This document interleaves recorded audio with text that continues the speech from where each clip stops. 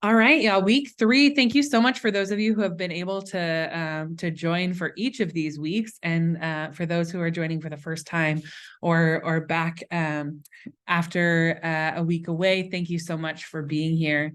Tonight we're going to be talking a little bit about sort of practically what it means to be in a relationship with queer folks, with queer community, in, around, and through the church. So I'd love to start us off with a little bit of scripture study. I'm going to screen share here. Perhaps if I can find it. I hope I have that option. Yeah, I do. All right. Let me screen share. While I get that up, I'd like to ask, does anybody know, just by text reference, the text Matthew 25.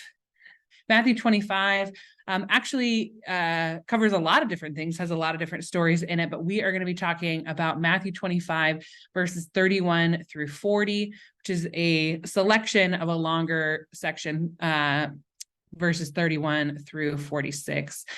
So I'm going to share this right here and ask if somebody would be willing to read what is highlighted in yellow. But in 1 Corinthians chapter 12, Paul is writing about the body of Christ, and he writes about honor.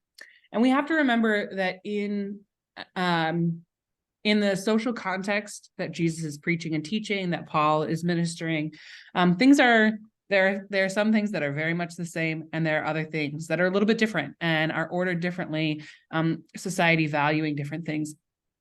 And honor was a different and highly important frame. And so when Paul is characterizing the body, is saying, there are many parts in one body, and no part can say to another, I have no need of you. But there is, in the middle of that speech, Paul says, the parts of the body that people think are the weakest are the most necessary. The parts of the body that we think are less honorable are the ones we honor most. The private parts of our body that aren't presentable are the ones that are given most dignity. The parts of our body that are presentable don't need this. But God has put the body together, giving greater honor to the part with less honor, so that there won't be division in the body, so that the parts may have mutual concern for each other.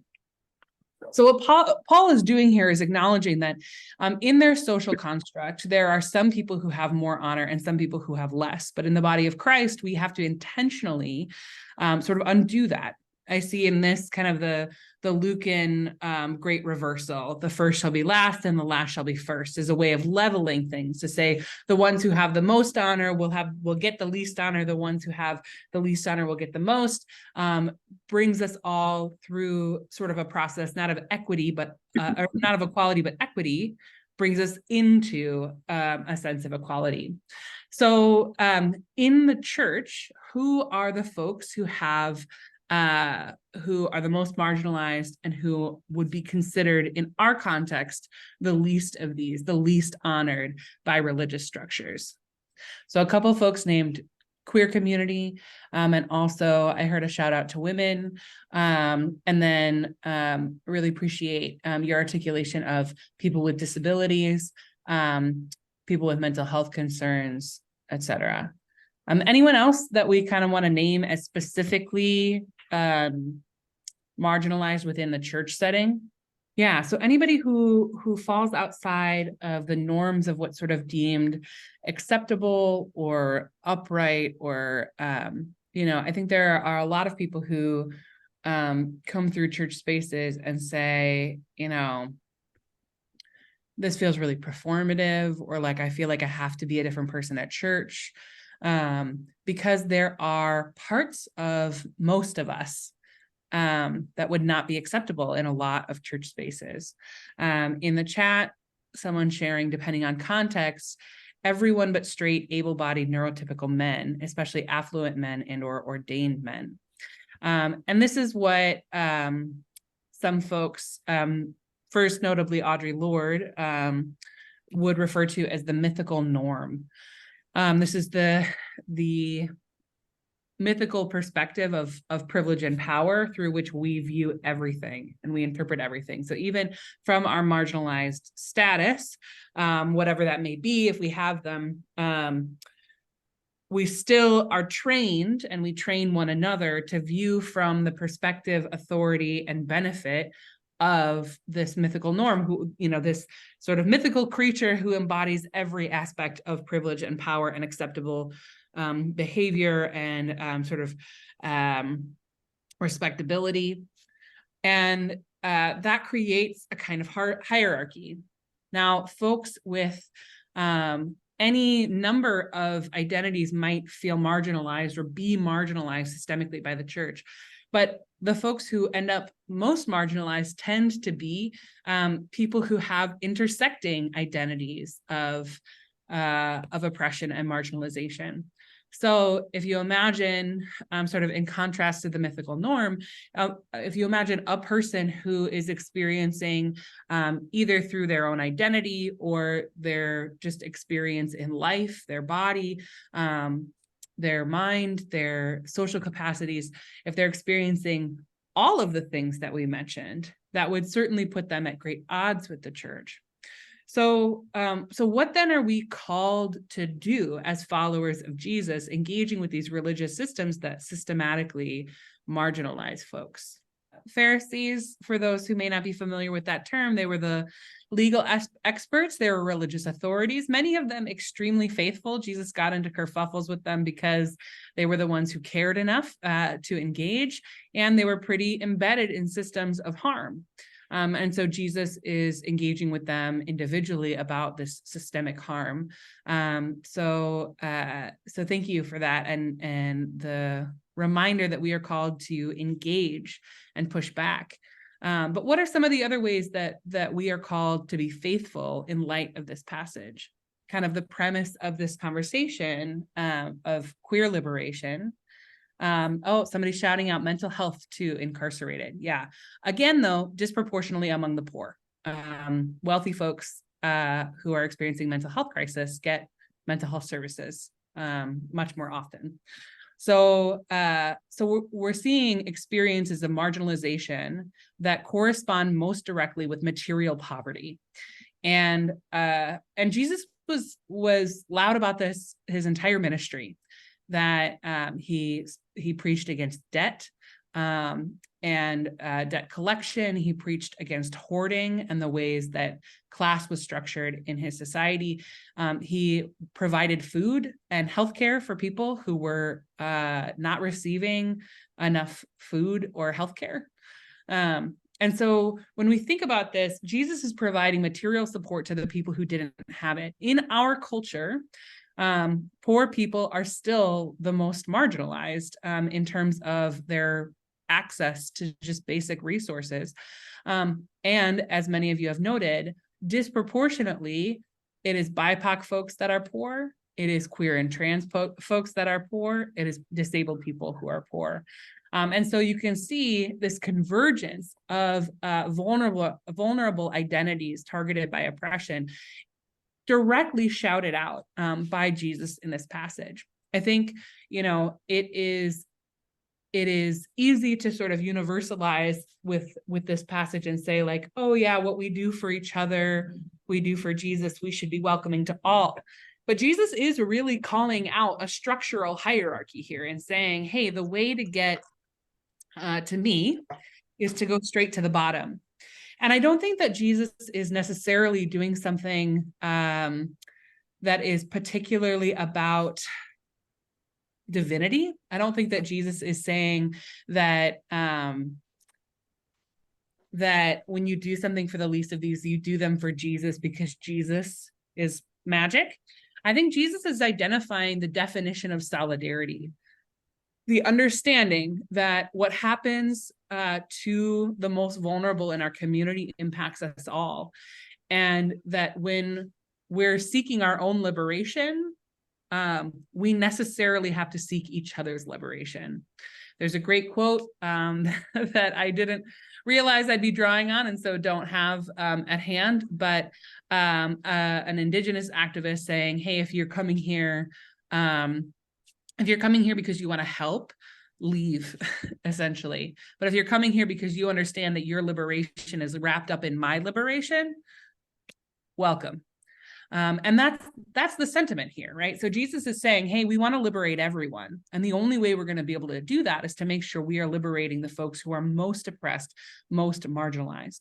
And we have to understand the way that all of those identities converge. And so at my community at Zao, when we talk about our priorities and talk about the projects we're doing, the culture we're creating, the world we're fighting for, we think about people with intersecting identities that are historically largely marginalized, especially by the church, but also by the broader community. So we say, hey, how does this impact, for instance, Black trans women in our community? How is this experienced by disabled folks on SSDI in our community? And keeping in mind the folks who are going to have the most barriers to inclusion really shifts how we approach the world we're trying to build, because we're not just trying to pick a population and say like, hey, let's be kind, let's share our resources with queer people, for instance. We say, hey, what kind of world can we build where the folks who have the most barriers to entry are supported, provided for, included, allowed to lead? So when we're thinking about queer liberation and queer solidarity, how can we, as followers of Jesus, live into this teaching with particular respect to queer folks? How can we do for the least of these, those marginalized by, dishonored by the church? How can we live into that call to do for them in order to do for ourselves and one another in Jesus? How also can we live into the body of Christ, that calling that Paul lays out to say, hey, some of us have been dishonored. How can we provide a special kind of honor? How can we intentionally lift up? And can we not get caught up in kind of this all lives matter distraction by saying like, actually, not everybody needs this. Not everybody has been dishonored, so not everybody needs special honor. So how can we provide special honor to those folks who have been dishonored? I want that to be an actual active question, and I want you all to workshop it a little bit before we talk about it all together. So the question on the table is basically, how can we be, as followers of Jesus, in solidarity with queer community? Now, this is an active question, whether you identify as a part of the queer community or not. But how can we be intentionally in solidarity with queer folks as followers of Jesus? And I want you to think about what we mean when we say queer folks, who we're including in that, who are the least of these within queer space. When you imagine queerness, I want you to sort of imagine like the prototypical queer community member in your mind right now. Okay, if everybody's got an imagined person, I want you to pay attention if the person that you imagined is white. I want you to pay attention if the person you imagined is not disabled. I want you to pay attention to if that person has a job or access to healthcare or housing. I want you to pay attention to whether that person is cisgender and what their gender is. Even within minority groups, a lot of us are still trained to default as much as possible towards that mythical norm, towards associating privilege and power with the figures that we imagine. And this is a problem in queer community, as it's a problem everywhere else, right? So like BIPOC queer folks will talk about how queer space is often white dominated. Neurodivergent queer folks who are a lot more likely statistically to identify themselves, which is really amazing. The convergence of queerness and neurodivergence is really beautiful, in part because outing yourself as either neurodivergent or queer gives you sort of some power to name the rest of you. But queer spaces are still very geared towards neurotypical, non-disabled people. Queer space has its own internal problems. When we extrapolate how that plays out in straight spaces, straight-dominated spaces, and we say, hey, we're a church that is mostly straight, or we're a community that's mostly straight, or we're an org that's mostly straight, and we want to be faithful to the queer community, we need to confront the fact that we might be still associating every other imaginable privilege with that label queer. When we talk about queerness, how often are we including or prioritizing trans identity, right? Lots of trans people will enter into queer community and say, oh, you were not expecting me, or like, you are not holding space for me.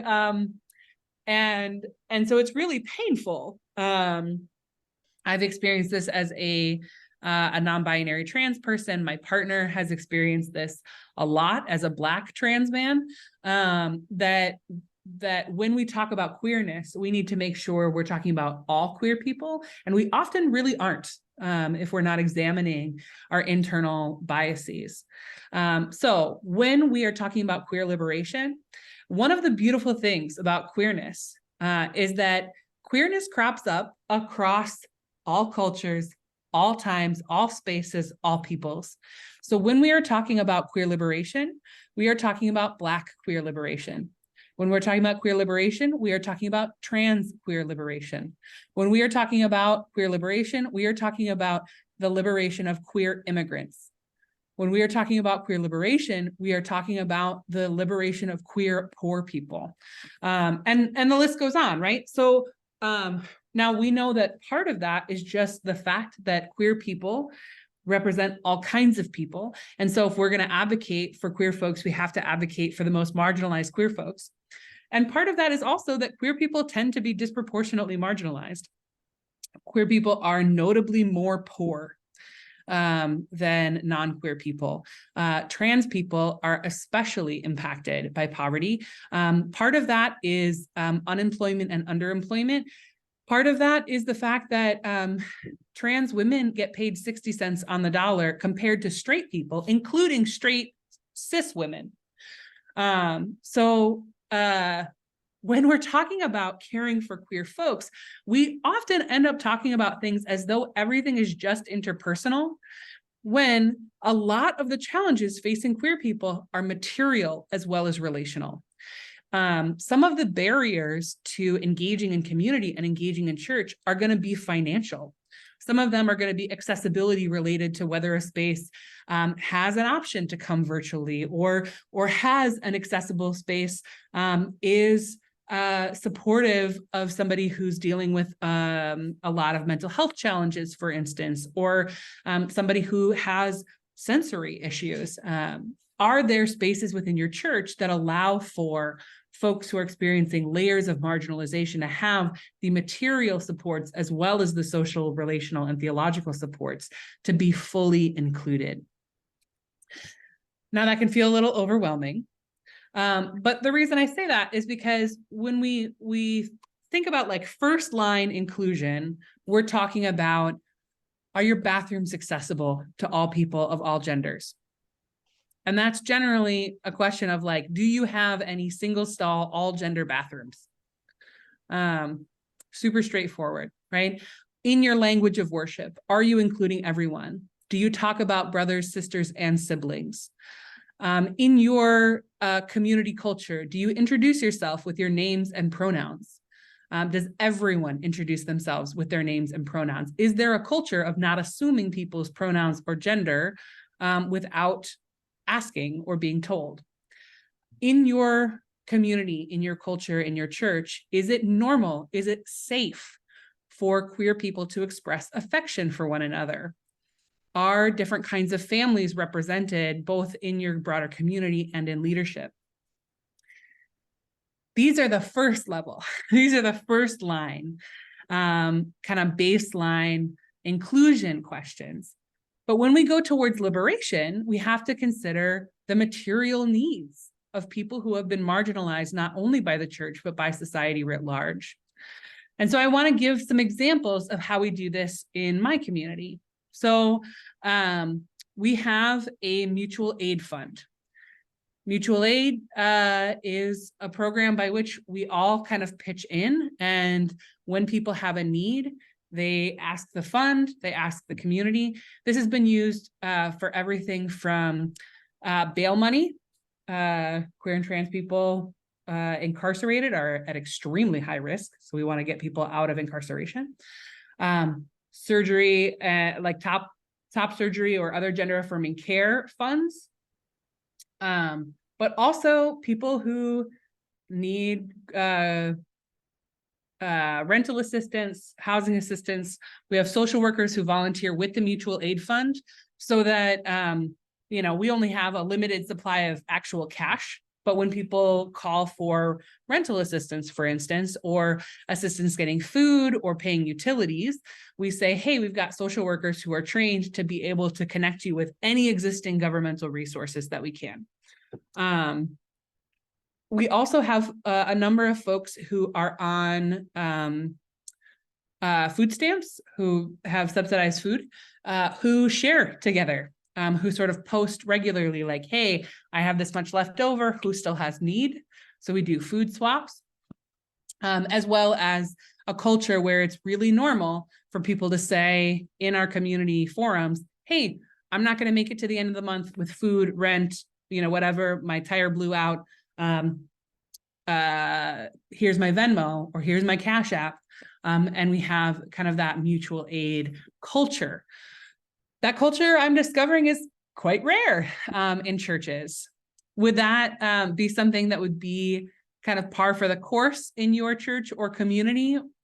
One of the differences I've seen is we've shifted from external support ministries to kind of an internal culture of asking, giving, receiving, swapping, that kind of a thing, is a decrease in shame, that people are acknowledging the kind of widespread experience of not having enough, as well as people acknowledging that like they have enough to spare. This can also get extremely overwhelming because when people do ask in community repeatedly for essentially more than the community itself can provide, it can feel really daunting. But really all that's happening is we're coming into contact with the ways in which structural inequality is bigger than any one church community. And so there are times when we do have to say to one another, we've given all we can, we hold you in prayer, let's work with other community orgs to see what we can do. And there may be limits to that. I find that those limits materially sort of correspond with the limits to pastoral care, right? Like sometimes there are people who come to our spiritual care team for support and they say, hey, I don't have the training for this. We need to make sure we get a pastor involved. I have a background in social work. And sometimes then I also say, hey, this is more than I, as a pastor with a social work background, can provide. We need to get you additional resources outside of the community. And those are really hard moments when we come up against our limits. But what we have found in our community is that acknowledging the need at all creates a lot more accessibility for people who are marginalized, even if we have to say sometimes we've given all we can or we've hit a limit on how we can support one another. And so we need to acknowledge that, grieve it, lean on outside resources to the best of our abilities, and acknowledge that the world is broken. But shifting that culture of shame around need allows more people to do more things. One of our community members that leads very publicly will tell you he's really proud of who he is and who he's allowed, essentially. I hate that word, but that's a word he uses, but who he has celebrated in himself to be in our space. That's unusual. He is a gay Black man living with schizophrenia, and he has navigated so many communities that will see pieces and parts of him. But being able to lead from the front and speak with authority in our community has been really freeing to him. And the only way that he's been able to be an active member of our community is by getting some support, including rides to church or mental health support, sometimes a safe place to shelter when it's too hot out, because those are really big parts of his lived experience. Every part of those identities puts on a layer of material burden. And so, especially when we are in communities that have a greater dominant culture of affluence, it can feel really terrifying to acknowledge and hold space for folks with greater need. But queer liberation means queer liberation for all queer people. I want to share one other ministry that we have that's been really powerful in building queer community, and that is our trans clothing boutique. Now, Gordon, to your point, this was really a listening thing and being in deep relationship. But a lot of people, a lot of trans people in our community decided they wanted to do a clothing swap. And they were like, I've got a lot of clothes that I don't want to use anymore. And I would like a whole new wardrobe that I can't afford. Or I really want gender affirming clothes and I don't necessarily feel safe to just go into any random store or thrift store. Or I really want gender affirming clothes or undergarments and I can't afford them. Or certainly I can't afford to like pay for something online and have it show up and not actually work for me and my body. And so we organized a single one-off event, a trans clothing swap that was hugely successful and popular. And people said, we want more of this. And so eventually we built a permanent housed in our church trans clothing boutique. It's set up like a clothing store. People come by appointment and peruse and browse. We have changing rooms with a bunch of different gender affirming undergarments. And what we have found is that people donate so much.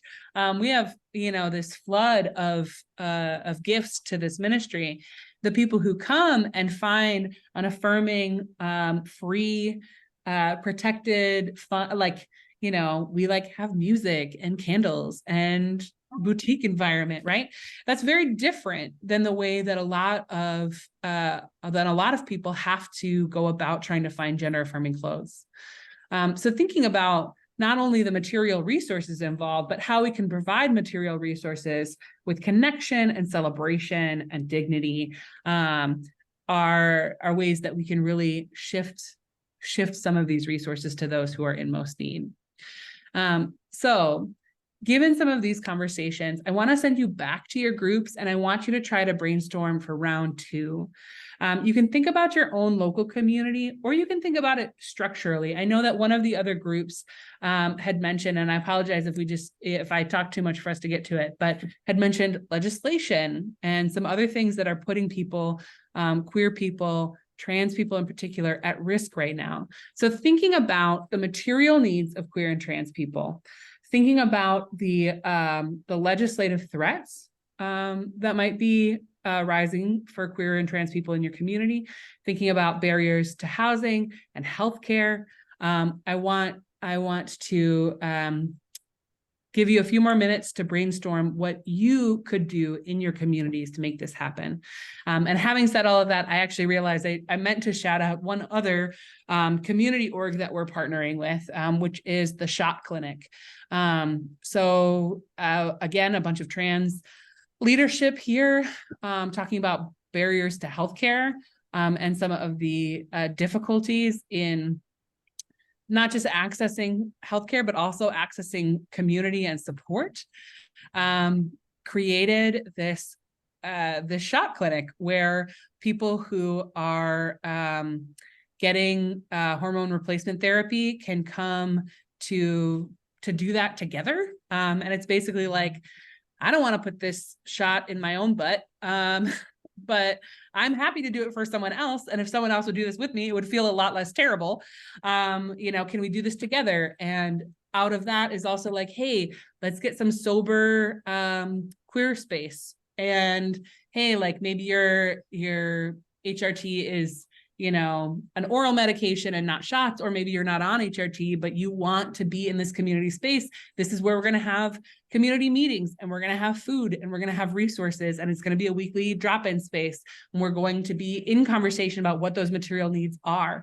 And this is the way that these sorts of things snowball, because if you give a mouse a cookie, if you provide a resource that brings people into conversation and then create the space for people to dream, you can build more and different, beautiful, interventions together to create radically inclusive space.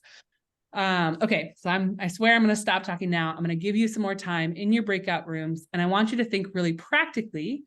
And you could go to those level 1 spaces and say, this is where we're at. We need to get a gender affirming bathroom plan for our building, or like we need to start working in pronouns in our introductions, or we need to destigmatize queer affection in our public spaces. Whatever it is, I want you to get really, really practical and set a couple of goals for what you think would be the priorities for your community. A lot of this really requires a set of relationships, right? So the things that I described in terms of the shop clinic, the clothing boutique, this comes out of natural relationship by saying like, hey, what's going on? What are the needs? Those are natural conversations to have when you're in deep relationship, and when you have a culture of sharing and a culture of saying like, we have one another's backs, we care about one another materially. And so if those things aren't present yet, then the groundwork is laying relational space, holding space for people to speak and share their experience, really doing that deep listening so that we can respond. The trouble is when we stop there, right? When we say like, wow, that was such a moving testimony. And then, the next day we've just moved on from it.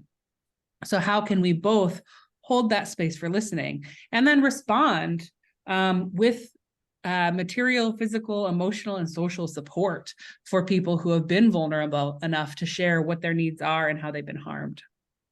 All right, well, certainly one of the ways that we can support one another, that we can advocate for queer liberation and the liberation of all people in church is through some theological work and ethical work, rethinking how we talk and pray and read about sexuality. So next week, for our final week, I'm so pumped.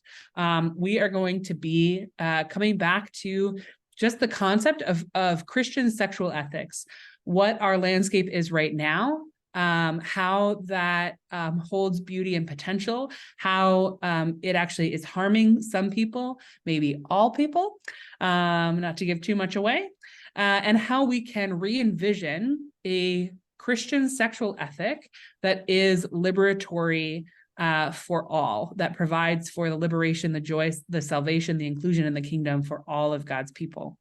So I'm really excited to spend that time with you next week. As always, I'm going to be sticking around in the Zoom room for a little while if anyone wants to stay and chat more directly with me or about anything that's come up. But for now, for anyone who needs to leave on the hour, would love to close in prayer. Good night, folks. It's been a lovely time to be with you. Thank you. Yeah.